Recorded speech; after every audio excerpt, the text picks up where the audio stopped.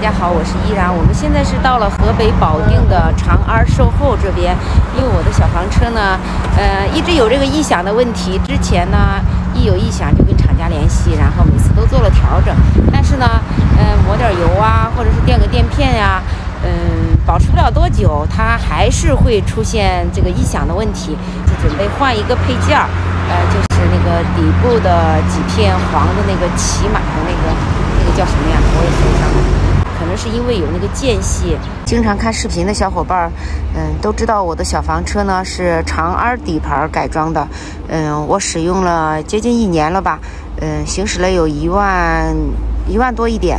用起来呢，感觉还是挺顺手的。这一路走到哪里，售后都很方便。有问题呢，连接售后也能够及时给回应。售后服务站点也比较多，有问题厂家都会按照你的行车路线就近安排服务站点。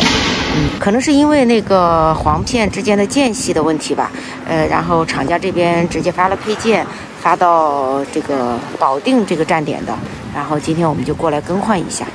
刚刚问了一下，现在他们还在和厂家一起商讨那个更换的方案。房车嘛，它底下的那个空间比较小，可能更换起来比较费事儿一些。这个有点不好拆，是不是？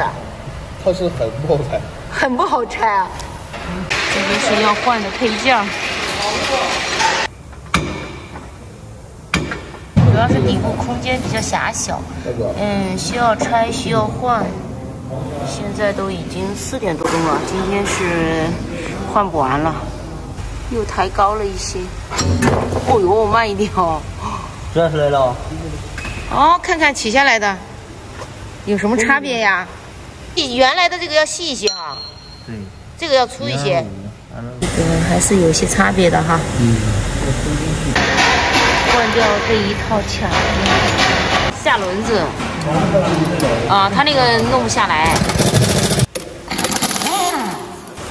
5点半了，看来一时半会儿是开不走了。今天晚上就只有又睡长车了，明天接着修。今天我们去找个充电桩充点电先。